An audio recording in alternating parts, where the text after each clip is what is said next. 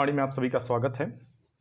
और जैसा कि हम सर्वोच्च न्यायालय देख रहे हैं, अभी न्यायालय तो देखेंगे ही सभी। अभी सर्वोच्च न्यायालय की पहले वीडियो थी और इसमें चूंकि कुछ ऐसे भी टॉपिक हैं जिनको कंप्लीट कराना ज़रूरी है परीक्षा के दृष्टिकोण से, इसलिए हम आज उन टॉपिक को यहाँ पे कवर करने वाले हैं। उसके बाद ही हम जो है उच्च न्यायालय और अधीनस्थ न्यायालयों को लेके आ सकेंगे। आज हमने कुछ प्रश्नों को भी इसमें ऐड किया है, जो प्रश्न पूछे गए हैं लगातार आपके सिविल सर्विस एग्जामिनेशन में, और सेंट्रल में भी और स्टेट में भी, उनको भी शामिल कर लिया है।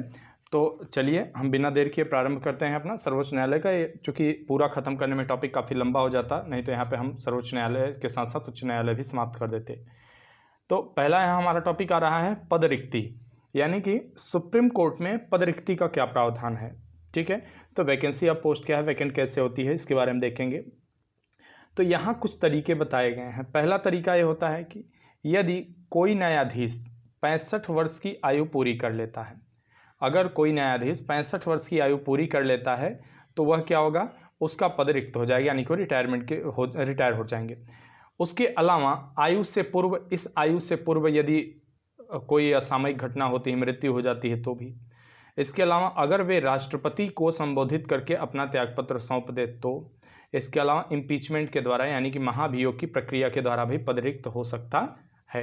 तो ये 4 प्रकार के पदरिक्ति के प्रावधान बताए गए हैं। वे अपना पूरा कार्यकाल कर लें, या कार्यकाल करने से पूर्व ही उनकी मृत्यु हो जाती है असामयिक, या राष्ट्रपति महोदय को वे अपना जो है त्यागपत्र सौंप दें, या फिर उनके खिलाफ महाभियोग प्रस्ताव ला के हटाया जाए। तो ये 4 प्रकार की प्रक्रिया बताई गई है। संविधान में राष्ट्रपति के अलावा किसी अन्य पदाधिकारी को हटाने की प्रक्रिया को महाभियोग नहीं कहा जाता है, ध्यान देने वाली बात है। ठीक है, तो जो ये महाभियोग शब्द अभी मैंने भी यहाँ इस्तेमाल कर दिया, यहाँ सामान्यतः इस्तेमाल शब्द होता है जो न्यायाधीश के लिए होता है, सिद्ध कदाचार होता है। ठीक है, सिद्ध कदाचार की प्रक्रिया या फिर असमर्थता, ठीक है, असमर्थता की स्थिति में भी जो है उन्हें हटाया जा सकता है। ठीक है, तो उसे सिद्ध कदाचार या असमर्थता के आधार पर हटाना कहते हैं, महाभियोग नहीं कहा जाता इनके संदर्भों। केवल राष्ट्रपति को हटाने की प्रक्रिया को महाभियोग शब्द इस्तेमाल कर लिया जाता है, लेकिन प्रचलन में है तो कोई वो नहीं रहता। उसके अलावा देखते हैं सर्वोच्च न्यायालय के क्षेत्राधिकार तथा शक्तियां। अब सर्वोच्च न्यायालय के क्षेत्राधिकार और शक्तियां क्या क्या हैं, उनका विस्तार कहाँ तक है, ये हम यहाँ पे देखेंगे। तो jurisdiction and power of supreme court. तो मूल इसमें क्या होते हैं, 7 आते हैं। मूल या आरंभिक अधिकारिता जो होती है, ओरिजिनल जुरिस्डिक्शन होता है, रिट अधिकारिता होती है, अपीलीय अधिकारिता होती है, सलाहकारी अधिकारिता होती है, अभिलेखी न्यायालय की शक्तियां हैं, न्यायिक पुनर्विलोकन की अधिकारिता और अन्य अधिकारिता इनसे संबंधित। इनका एक एक करके हम यहाँ विवेचन करेंगे, एक एक अधिकारिता को। तो पहले हम यहाँ पे कुछ प्रश्न हैं उनको देख लेते हैं, फिर हम आगे बढ़ते हैं। भारत के उच्च न्यायालय में न्यायाधीशों की संख्या में वृद्धि करने की शक्ति किसके पास होती है। यहाँ आपके पास ऑप्शन ए है भारत के राष्ट्रपति, बी संसद, सी विधि आयोग, डी भारत के मुख्य न्यायाधीश। तो आपको बताना है सही विकल्प आपका बी सही है, संसद के पास इस शक्ति होती है। देखिए टॉपिक आज लंबा है काफ़ी, तो लंबा न होने पाए, ज़्यादा टाइम की वीडियो न, इससे स्पीड थोड़ी ज़्यादा रहेगी। आप यूट्यूब की सेटिंग से अपनी स्पीड को घटा बढ़ा सकते हैं। सेवानिवृत्त होने के पश्चात सर्वोच्च न्यायालय के न्यायाधीश वकालत कर सकते हैं। ठीक है, यहाँ पूछा है कि जब वो न्यायाधीश पदमुक्त होते हैं तो क्या वकालत कर सकते हैं, कहाँ पर, केवल सर्वोच्च न्यायालय में, केवल उच्च न्यायालय में, केवल विशेष अधिकरणों में, या इनमें से कोई नहीं। तो आपको बताना है यहाँ पे आपका विकल्प डी सही है, अर्थात वे सर्वोच्च न्यायालय के मुख्य न्यायाधीश सेवानिवृत्त होने के पश्चात कहीं भी वकालत नहीं कर सकते हैं। ठीक है, तो ये 2 प्रश्न थे, लगातार पूछे गए हैं कई साल परीक्षाओं में, इसलिए हमने यहाँ पे इनको शामिल कर लिया। अब अपने मूल विषय पे आते हैं, मूल अधिकारिता की बात करते हैं। तो ओरिजिनल जुरिस्डिक्शन की बात करें तो यहाँ पे क्या प्रावधान किया गया है संविधान में, अनुच्छेद 131 में ये वर्णन हुआ है। अनुच्छेद 131 131 में इस बात का जिक्र किया गया है, और इसके तहत 3 प्रकार के मामले देखे जाते हैं। इस प्रकार के मामले में किसी वाद की शुरुआत सर्वोच्च न्यायालय में ही हो सकती है। ठीक है, यानी कि अगर किसी विवाद का जो प्रारंभिक शुरुआत ही होगी सर्वोच्च न्यायालय से, वो उसके मूल अधिकारिता के क्षेत्र में आता है। यह अधिकारिता सुप्रीम कोर्ट के संघीय मामलों से जुड़ी अधिकारिता के समान है। यानी कि जो यह अधिकारिता से संबंधित जो प्रावधान लगाया गया है, हमारे यहाँ लाया गया है, वो यूएसए के, अमेरिका के कोर्ट के तरह ही है। वहाँ के कोर्ट में भी इस प्रकार का कुछ प्रावधान किया गया है। इसके अंतर्गत मैं पहले बताया 3 प्रकार के मामले आते हैं, कुछ अपवाद भी हैं। तो पहले उन तीनों प्रकारों के मामलों को हम देख लेते हैं। तो क्या आता है कि पहले प्रकार में है कि एक तरफ मान लीजिए 2 पार्टी हैं, भाई विवाद तो 2 पार्टियों के बीच ही उठेगा ना, 2 या 2 से अधिक पार्टियों के बीच। तो अब यहाँ इसमें क्या है, एक तरफ भारत सरकार हो, यहाँ पे एक तरफ क्या हो, इंडियन गवर्नमेंट हो, ठीक है, जो है इंडियन गवर्नमेंट हो, दूसरी तरफ एक तरफ इंडियन गवर्नमेंट तथा दूसरी तरफ एक या एक से अधिक राज्य हों, और दूसरी तरफ क्या हो, स्टेट ऑफ गवर्नमेंट हो, ठीक है। तो एक तरफ भारत सरकार हो, केंद्र सरकार, और एक तरफ राज्य सरकारें हों। तो ऐसी जो विवाद होगा यह मूल अधिकारिता में आएगा, और इसकी शुरुआत ही सुप्रीम कोर्ट से होगी। सामान्यतः किसी विवाद की शुरुआत लोअर कोर्ट से होती है, उसके high court, then supreme court. लेकिन इस प्रकार का विवाद अगर है जहाँ पे एक वादी जो है केंद्र सरकार है, दूसरा प्रतिवादी राज्य सरकार है, तो ऐसे विवाद सीधे सुप्रीम कोर्ट में ही प्रारंभ किए जाएंगे, ठीक है। इसके अलावा भारत सरकार बनाम राज्य सरकारें या सरकार हो सकती है, मतलब ये भी हुआ कि यही 2 स्थितियां उत्पन्न होनी चाहिए, तब वो जाके मूल अधिकारिता में आएगा। इसके अलावा 2 या अधिक राज्यों के बीच, इसके अलावा एक स्थिति ये भी हो सकती है कि दोनों तरफ स्टेट हों। मान लीजिए कि जैसे कोई विवाद किसी न किसी प्रकार का होता रहता है। कुछ दिनों पहले तात्कालिक अगर हम देखें तो मेघालय का ले लीजिए, असम मेघालय की स्थिति। तो एक तरफ असम है मान लीजिए, ठीक है, और एक तरफ मेघालय है, इनको लेके सीमा विवाद अक्सर आता रहता है। तो अगर राज्यों के बीच इस तरह का कोई विवाद आता है तो यह भी सुप्रीम कोर्ट के मूल अधिकारिता के अंतर, ओरिजिनल जुरिस्डिक्शंस के अंतर्गत आता है, ठीक है। और इस प्रकार के विवाद की सुनवाई भी सुप्रीम कोर्ट में ही प्रारंभ की जा सकती है। उसके अलावा एक और प्रकार का है, एक और भारत सरकार, यानी कि जब इस प्रकार की विवाद की स्थिति उत्पन्न हो तो एक तरफ गवर्नमेंट ऑफ इंडिया हो, ठीक है, एक तरफ गवर्नमेंट ऑफ इंडिया हो, भारत सरकार, एक या अधिकाधिक राज्य हों, तथा दूसरी तरफ एक या एकाधिक राज्य हों। एक तरफ भारत सरकार है, ठीक है, भारत सरकार है, दूसरी तरफ एक या एक से अधिक राज्य भी शामिल हो सकते हैं। भारत सरकार के साथ साथ राज्य सरकारें बनाम राज्य सरकारें, यानी कि राज्य सरकार राज्य सरकारों के बीच के साथ साथ केंद्र सरकार का भी, यानी कि त्रिपक्षीय हो, ठीक है। ऐसी स्थिति में क्या हो, त्रिपक्षीय हो, ठीक है, राज्य यहाँ भी हो, राज्य यहाँ भी हो। तो जो त्रिपक्षीय विवाद होगा, ऐसी परिस्थिति में भी यह सुप्रीम कोर्ट की मूल अधिकारिता के अंतर्गत ही आते हैं। अब कुछ अपवाद हैं। अपवाद क्या हैं, तो इनमें देखते हैं अंतर्राज्यीय जल विवाद। अगर मान लीजिए कि कोई एक नदी है, ठीक है, कोई एक नदी है और किसी एक जगह से निकल के एक राज्य से निकल के दूसरे राज्य तक जा रही है, तो ऐसी परिस्थिति में हो सकता है कि एक राज्य द्वारा इस नदी पे कोई निर्माण कार्य कर दिया जाए, दूसरे राज्य को इससे ऐतराज हो, किसी प्रकार समस्या हो, तो इस प्रकार के विवाद उलझ गया तो अब कहाँ जाएंगे, न्यायालय में जाएंगे। तो इस प्रकार के इस प्रकार के विवाद उत्पन्न होंगे वे सुप्रीम कोर्ट के मूल अधिकारिता में नहीं आते, ध्यान रखने वाली बात है। इसके लिए नदी जल विवाद प्राधिकरण का गठन किया जाता है।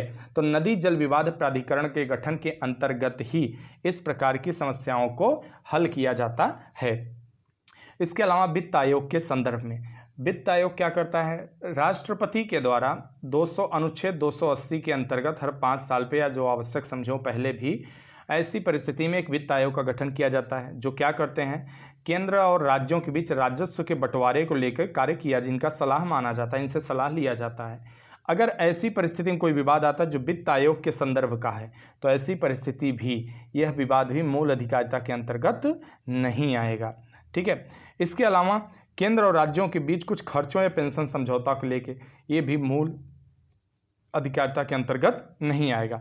केंद्र के खिलाफ राज्य के किसी नुकसान की भरपाई के लिए, यह भी मूल अधिकारिता के अंतर्गत नहीं आते। तो यह कुछ अपवाद थे मूल अधिकारिता के। उम्मीद करता हूं आप लोग समझ गए होंगे इसको। अब देखते हैं रिट अधिकारिता।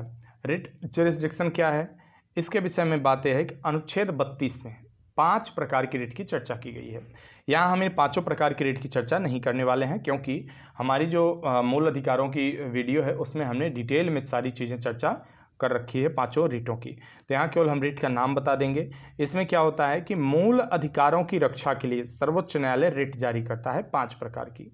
यानी कि अगर आपके या भारतीय नागरिकों के मौलिक अधिकारों का हनन किया जाता है किसी प्रकार से राज्य या व्यक्ति के द्वारा, तो वह सीधे डायरेक्ट अनुच्छेद 32 के अंतर्गत सुप्रीम कोर्ट की शरण में जा सकता है। उसको नीचे की न्यायालयों में जाने की आवश्यकता नहीं है। और उसके बाद उसके उपचार स्वरूप, इनको उपचारात्मक, अनुच्छेद 32 में उपचारात्मक प्रक्रिया बताई गई है। तो इसमें क्या है कि उपचारात्मक प्रक्रिया के तहत सुप्रीम कोर्ट द्वारा 5 प्रकार की रिट जारी की जाती है, 5 प्रकार के आदेश जारी किए जाते हैं। इनमें क्या होता है, पहला होता है आपका बंदी प्रत्यक्षीकरण, दूसरा प्रतिषेध, तीसरा उत्प्रेषण, चौथा अधिकार प्रेक्षा। ठीक है, तो देखिए मैंने यहाँ 5 हैं। ठीक है, बंदी प्रत्यक्षीकरण, परमादेश, प्रतिषेध, उत्प्रेषण, अधिकार प्रेक्षा। ठीक है, मैंने सोचा मैं भूल तो नहीं गया, 4 बताया आपको। तो ये 5 प्रकार की रिट जारी की जाती है। ठीक है, और इन 5 प्रकार की रिट के द्वारा आपके अधिकारों की बहाली की जाती है। इनको आप हिंदी के अलावा इंग्लिश टर्म भी इनका याद रखिएगा। ठीक है, जैसे बंदी प्रत्यक्षीकरण हुआ तो हैबियस कार्पस हुआ, परमादेश मैंडेमस हुआ। ठीक है, तो ये सब याद रखिए। कभी कभी एग्जाम में केवल मतलब इंग्लिश वर्ड डाल देता है, हिंदी नहीं लिखा रहता। ठीक है, तो याद रखिएगा। उसके अलावा सर्वोच्च न्यायालय ने अपनी अधिकारिता का व्यापक प्रयोग किया है, जिसका व्यापकता लोकहितवादी जनहित याचिका के माध्यम से देखने को मिलती है। यानी कि जो PIL होता है, अक्सर आपने सुना होगा, PIL के माध्यम से ये सूचना दी गई या PIL के माध्यम से कोर्ट से गुहार लगाई गई। ठीक है, तो PIL के माध्यम जो गुहार लगाई जाती है, इसमें क्या है कि सर्वोच्च न्यायालय की अधिकारिता में विस्तार हुआ। ठीक है, कि इसमें क्या होता है कि लेटर के द्वारा, किसी समाचार एजेंसी के द्वारा, किसी बाहरी व्यक्ति के द्वारा भी किसी अन्य व्यक्ति के अधिकारों का हो रहे हनन का मुद्दा सुप्रीम कोर्ट के सामने रखा जा सकता है। ठीक है, अधिकारिता के मामले में क्या, एल चंद्र कुमार बनाम भारत संघ का मामला था 1997 में। और सुप्रीम कोर्ट ने इस बात को स्पष्ट करते हुए कहा कि संसद इस शक्ति को न तो कम कर सकती है और न ही समाप्त कर सकती है। तो रिट अधिकारिता के मामले में संसद की शक्ति बिल्कुल शून्य है, यानी कि ना इसे वो कम कर सकते हैं, ना इसे समाप्त कर सकते हैं, बढ़ाने को बढ़ा सकते हैं। ठीक है, क्योंकि अनुच्छेद 139 यहाँ दिया गया है। अनुच्छेद 139 की बात की गई, इसमें कहा जाता है संसद को यह अधिकार दिया गया है कि वह जब उचित समझे तो इस प्रकार की अधिकारिता का विस्तार कर सकती है। अब अगला है हमारा तीसरे नंबर का सलाहकारी अधिकारिता। ठीक है, एडवाइजरी जुरिस्डिक्शन क्या होता है, ये बड़ा महत्वपूर्ण हो जाता है, पूछा जाता है, सामान्यतः कई परीक्षाओं में पूछा जा चुका है। ये सलाहकारी कैसे आ गया, पहले रिट के बाद अपीली आना चाहिए थोड़ा सा।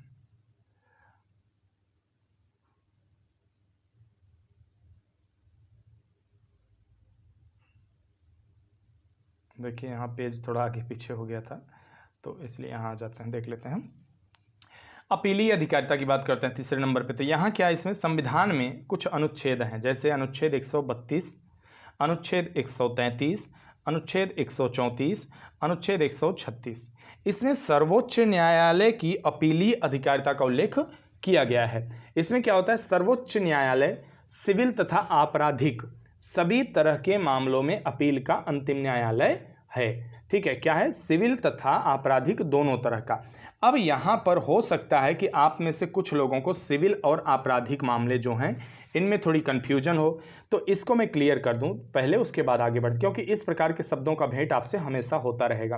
तो पहले अगर हम आपराधिक मामला देखते हैं, या फौजदारी मामला जिसे कहा जाता है, क्रिमिनल लॉ जिसे कहा जाता है, कानून, इस तरह क्या होता है, ऐसी क्रियाओं से संबंधित है यह फौजदारी आपका, जिन्हें कानून में अपराध माना गया है, जैसे चोरी, हत्या, उत्पीड़न आदि।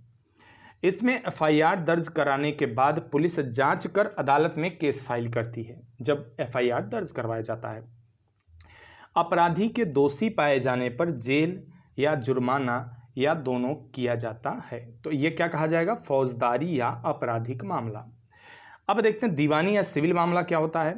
इसका संबंध व्यक्ति विशेष के अधिकारों के उल्लंघन से है, जैसे जमीन विवाद, वस्तुओं की खरीदारी संबंधित, किराया, तलाक आदि। ये सारे क्या होते हैं, सिविल केस कहे जाते हैं। ठीक है, सिविल मामला होता है। दीवानी, प्रभावित पक्ष न्यायालय में एक याचिका दायर कर सकता है, किराए संबंधित अगर मकान मालिक, किराएदार, इन सबसे संबंधित विवाद जो होता है, और वहाँ पे इन्हें उचित राहत दी जाती है न्यायालय के द्वारा। तो हमने क्या यहाँ पे समझा, हमने फौजदारी और दीवानी दोनों मामलों को देख लिया, क्योंकि सामान्यतः इस प्रकार के मामले कभी कभी ऐसे शब्दों से भेंट हो जाती है तो हम कंफ्यूज हो जाते हैं कि इसमें क्या है क्या नहीं। अब देखते हैं कि जो ये अधिकारिता है इनकी, अपीलीय अधिकारिता, इसको 4 भागों में बांटा गया है। वे कौन से 4 भाग हैं? संवैधानिक विषयों पर, यानी कि अनुच्छेद 132 के अंतर्गत यदि किसी उच्च न्यायालय के निर्णय, डिक्री या अंतिम आदेश से कोई प्रश्न ऐसा खड़ा हुआ है जो संविधान से संबंधित है और विधि का सारवान प्रश्न है, अर्थात वहाँ पर संविधान की व्याख्या करने की आवश्यकता पड़ेगी, उच्च न्यायालय अनुच्छेद 134 क के अधीन इस बात का प्रमाण दे देता है तो सर्वोच्च न्यायालय में उसकी अपील की जा सकेगी। यानी कि अगर ऐसा लग रहा है कि यह मामला ज़्यादा, अगर हाई कोर्ट को लग रहा है, उच्च न्यायालय को लग रहा है कि नहीं, इस जो ये विवाद है, इस विवाद में कहीं न कहीं संविधान की व्याख्या का प्रश्न उठ रहा है, तो क्या करेगा वह, इस बात के लिए सुप्रीम कोर्ट को रिकमेंड कर देगा कि यह मामला सुप्रीम कोर्ट के जाने लायक है, वो इसका प्रमाण पत्र दे देगा, क्योंकि उसके बिना आप डायरेक्ट सुप्रीम कोर्ट में नहीं ले जा सकते केस को, तो वहाँ आपको ये प्रमाण पत्र दे देगा। ठीक है, तो संवैधानिक न्यायालय, अगर संवैधानिक विषयों से संबंधित कोई अपील है तो वो जा सकती है सुप्रीम कोर्ट, वह उसकी अपीलीय अधिकारिता के अंतर्गत आता है। क्यों? क्योंकि अपील, सुप्रीम कोर्ट सर्वोच्च अपीलीय क्षेत्र होता है, यानी कि सुप्रीम कोर्ट से ऊपर कोई अपील का जो है घर नहीं है, आप वहीं कर सकते हैं सर्वोच्च अपील। उसके अलावा सिविल मामलों में, सिविल मामलों, अभी सिविल और आपराधिक में समझा चुका हूँ पीछे, अनुच्छेद 133 के अंतर्गत सर्वोच्च न्यायालय में कोई भी सिविल अपील तभी लाई जा सकती है जब उसमें संविधान की व्याख्या का प्रश्न छिपा हो, यानी कि विधि का सारवान प्रश्न हो।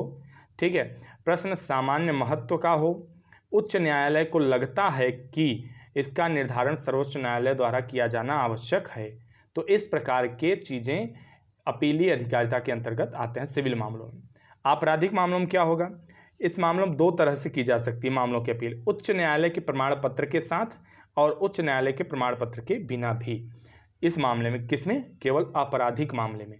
इसमें मान लीजिए किसी व्यक्ति को फांसी की सज़ा हो गई, तो वह क्या करेगा, वह सुप्रीम कोर्ट में याचिका दायर कर सकता है और उसके बाद वो माफ़ीनामा वगैरह राष्ट्रपति के पास भी इस विषय में भेज सकता है।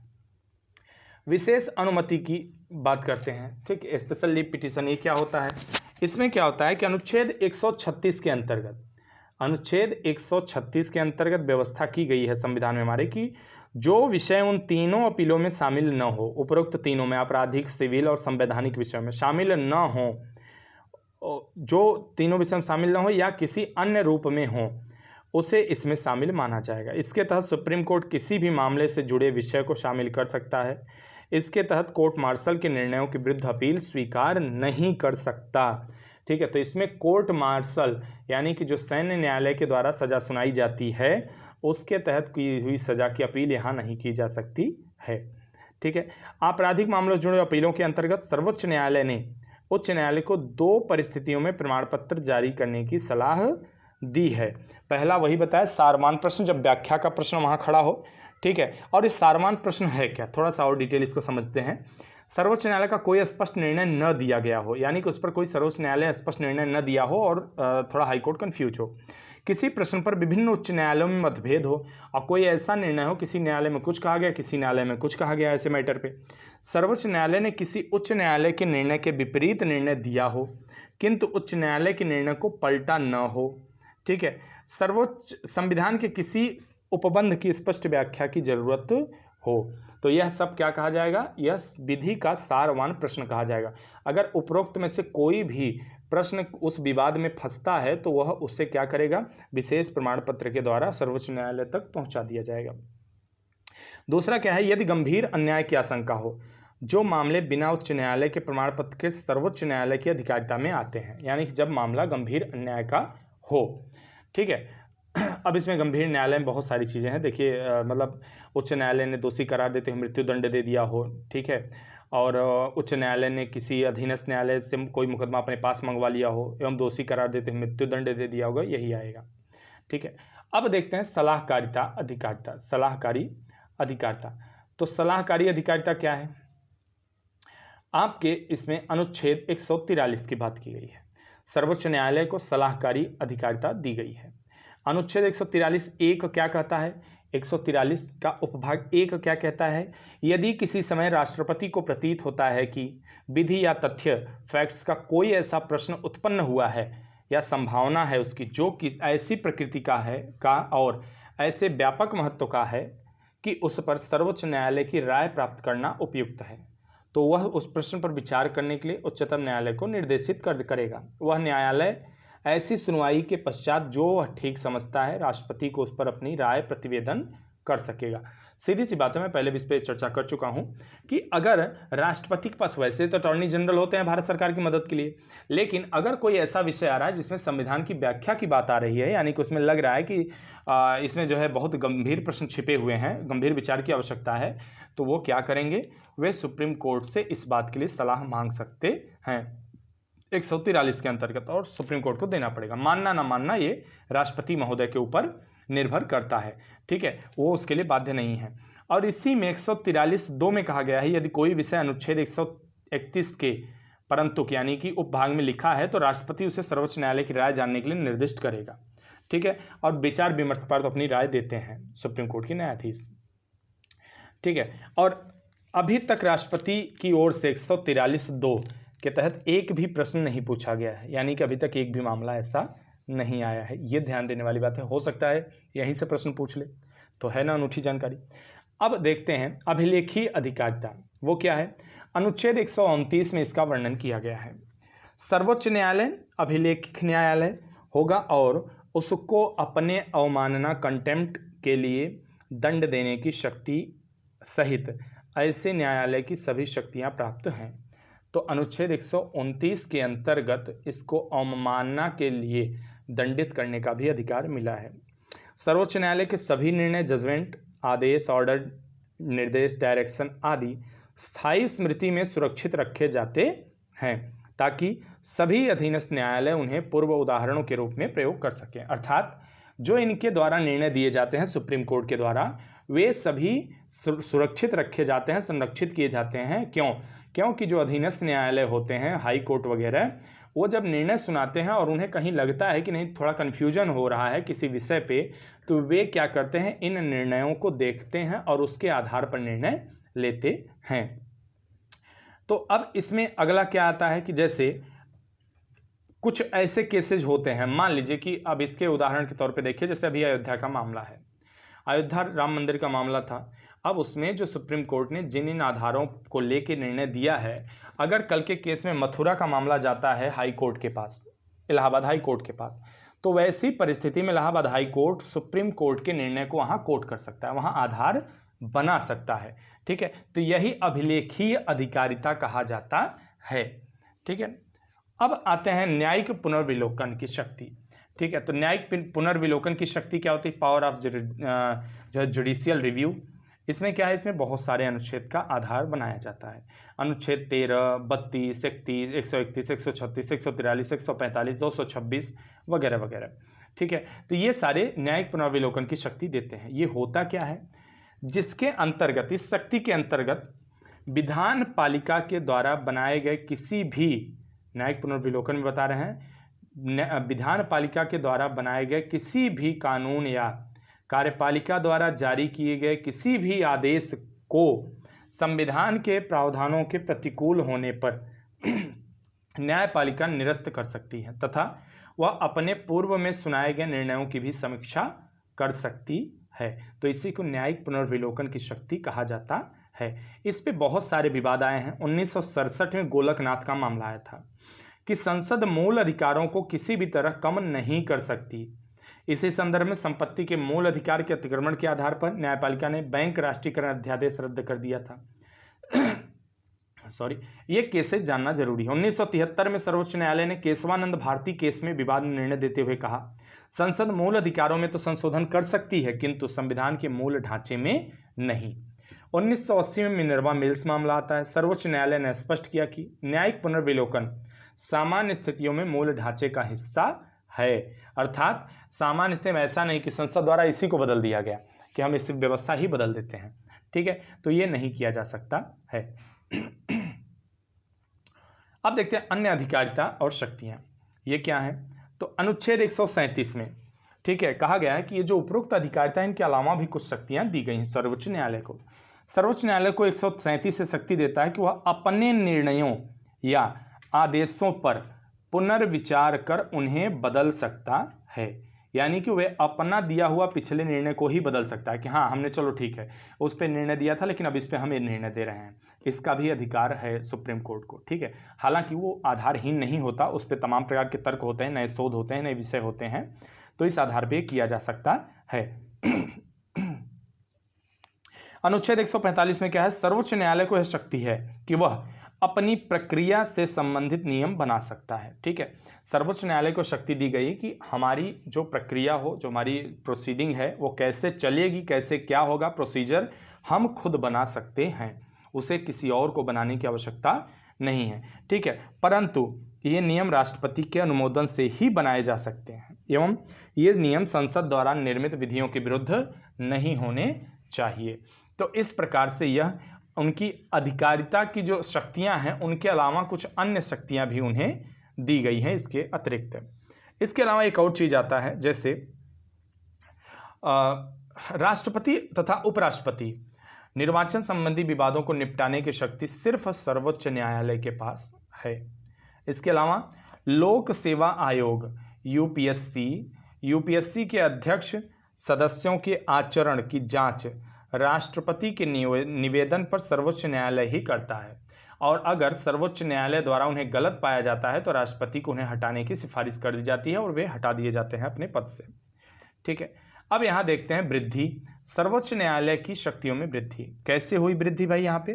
तो increase in power of supreme court की बात करें तो अनुच्छेद 138 के अनुसार संसद संघ सूची के विषयों के संबंध में सर्वोच्च न्यायालय को अतिरिक्त अधिकारिता देने के लिए विधि पारित कर सकती है, अनुच्छेद 138 में बताया गया। वहीं 139 में क्या बताया गया, 139 में बताया गया संसद यह शक्ति रखती है कि वह सर्वोच्च न्यायालय की रिट अधिकारिता का विस्तार कर सके, ठीक है। अब इसमें एक और अनुच्छेद 140 आ जाता है, थोड़ा सा इंपॉर्टेंट और हो जाता है। इसमें कहा गया है संसद विधि द्वारा सर्वोच्च न्यायालय को ऐसी आनुषंगिक शक्तियां दे सकती है जो सर्वोच्च न्यायालय को दी गई शक्तियों तथा अधिकारिताओं को प्रभावी बनाने के लिए आवश्यक हो। तो ये हमारा हुआ शक्तियों में वृद्धि की बात। अब देखते हैं सर्वोच्च न्यायालय की स्वतंत्रता, यानी कि कौन कौन से संविधान में ऐसे प्रावधान किए गए हैं जो संविधान सर्वोच्च न्यायालय की स्वतंत्रता को निर्धारित करते हैं। तो पहली बात तो ये आती है कि हमारे यहाँ न्यायपालिका की स्वतंत्र व्यवस्था इसलिए की गई कि विधि के शासन को समुचित तरीके से चलाया जा सके, यानी कि रूल ऑफ लॉ को लागू किया जा सके। तो इसमें क्या आता है, पहला न्यायाधीशों की नियुक्ति। तो जो न्यायाधीशों की नियुक्ति होती है उसमें क्या होता है कि कोलिजियम व्यवस्था बनाई गई है, ठीक है, जिसमें सभी 5 न्यायाधीश होते हैं और इसमें कार्यपालिका का हस्तक्षेप लगभग न के बराबर होता है। तो यह भी कहीं न कहीं न्यायपालिका की स्वतंत्रता को जो है बढ़ावा देती है कि भाई ठीक है कार्यपालिका कोई औचित्य नहीं है, ठीक है, नहीं तो कुछ लाभ और लालच दिखता है। कार्यकाल की सुरक्षा, यानी कि जो 65 वर्ष की आयु है इनको कार्यकाल की सुरक्षा दी गई, कार्यपालिका या विधायिका द्वारा इसे छीना नहीं जा सकता, ठीक है। इन्हें पद से हटाने का एकमात्र तरीका सिद्ध कदाचार है, साबित कदाचार है, ठीक है, वो भी उसके बावजूद दोनों सदनों में विशेष बहुमत से पास होना ये अत्यंत कठिन प्रक्रिया है। वेतन आदि की सुरक्षा, अनुच्छेद 146 के तहत भारत की संचित निधि पर भारित व्यय होता है इनका, ठीक है, और उसमें उनके कार्यकाल के दौरान कोई अलाभकारी परिवर्तन नहीं किया जा सकता, ठीक है, सिवाय जब अनुच्छेद 360 न लागू हो, वित्तीय आपात में किया जा सकता है। उसके अलावा अवमानना के पर दंड देने की शक्ति, अभी पीछे पड़ चुके हैं, अनुच्छेद 129 में सर्वोच्च न्यायालय को अभिलेख न्यायालय के रूप में अवमानना के लिए दंड देने की शक्ति प्राप्त है, ठीक है। इसके अलावा एक और चीज आती है जो देख लें, इंपॉर्टेंट है, अनुच्छेद 146 में भारत के मुख्य न्यायाधीश को शक्ति दी गई है कि वह सर्वोच्च न्यायालय के अधिकारियों व सेवकों की नियुक्ति कर सके। इसमें भी कार्यपालिका का हस्तक्षेप नहीं है। सेवानिवृत्ति के बाद न्यायाधीशों को वकालत करने से तो रोका गया है, किंतु राजनीतिक पदों या आयोगों से जुड़ी नियुक्तियों को स्वीकार करने से नहीं रोका जा सकता। जैसे अभी हाल में रंजन गोगोई हैं, वो राज्यसभा के सदस्य हैं, ठीक है। तो आप ये चीज़ देख सकते हैं, वो इसी के का लाभ लेके गए हैं वहाँ तक, ठीक है। हालांकि हमें आपको यहाँ पे राजनीतिक नहीं होना है, पॉलिटिकल नहीं होना है कोई मुद्दों को लेके, ठीक है, तो हम वो चीज़ पे नहीं देखेंगे।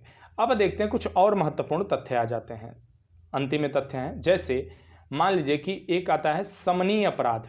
क्या होता है, कभी आपने सुना होगा न्यूज़ में या न्यूज़ चैनल पे या अखबारों में, ठीक है। कंपाउंडेबल ऑफेंस, एक होता है असमनीय अपराध, नॉन कंपाउंडेबल ऑफेंस, एक होता है संज्ञेय अपराध, असंज्ञेय अपराध। तो जो कॉग्निजेबल ऑफेंस होता है ये क्या होते हैं, तो एक एक करके इनको हम देखने वाले हैं। तो चलिए पहले देखते हैं शमनीय अपराध क्या होते हैं। शमनीय अपराध, ठीक है, कंपाउंडेबल ऑफेंस, इस प्रकार के मामलों को दोनों पक्षों के आपसी समझौते से निपटाने की छूट दी जाती है, ठीक है, समनीय अपराध में। और अशमनीय अपराध में क्या होता है, इस प्रकार के मामलों में दोनों पक्ष को समझौता नहीं कर सकते और न ही इसमें अभियुक्त को शिकायत वापस लेने का अधिकार होता है। शमनीय का अर्थ सीधा से समझिए शांत करना, ठीक है, शांत करने की कोशिश करना, ठीक है। तो शमनीय का हुआ दोनों पक्ष आपस में बातचीत करके सुलझा दे मामला, और समनीय का मतलब बातचीत नहीं कर सकते, ठीक है, और अगर एक बार आपने शिकायत कर दी तो वापस भी नहीं ले सकते हैं। अब देखते हैं असंज्ञेय, नॉन कॉग्निजेबल क्या होता है। इस प्रकार के अपराध के लिए वारंट के अभियुक्त की गिरफ्तारी नहीं की जा सकती, बिना वारंट के, ठीक है। यानी कि जो असंज्ञेय अपराध है, इस प्रकार के अपराध के लिए बिना वारंट के अभियुक्त की गिरफ्तारी आप नहीं कर सकते हैं, ठीक है। संज्ञेय अपराध की बात करें तो संज्ञेय अपराध क्या होता है, इस प्रकार के अपराध में कार्रवाई के संचालन के लिए पुलिस को न्यायाधीश की अनुमति की आवश्यकता नहीं होती, यानी कि उनके धरपकड़ के लिए आपको वारंट वगैरह की आवश्यकता नहीं पड़ेगी, आप उन्हें पकड़ सकते हैं। क्यों, क्योंकि ऐसा माना जाता है कि ये अपराधी खतरनाक है समाज के लिए, और जब तक ये घूम रहे हैं तब तक खतरा ज़्यादा है, तो इन्हें जल्दी से जल्दी जेल में हो जाना चाहिए, उसके बाद इन पर कार्रवाई होगी। तो यहाँ पर हमने सर्वोच्च न्यायालय से संबंधित सभी महत्वपूर्ण तथ्यों को देख लिया। सर्वोच्च न्यायालय से इससे बाहर प्रश्न बनने की पूरी संभावना नहीं है, आप 99% मान चलिए कि प्रश्न नहीं बनेंगे बाहर से, ठीक है। अब हम कल आपको कुछ प्रश्नों के साथ मिलते हैं हाई कोर्ट को लेके, तब तक देखते रहिए। धन्यवाद सभी का।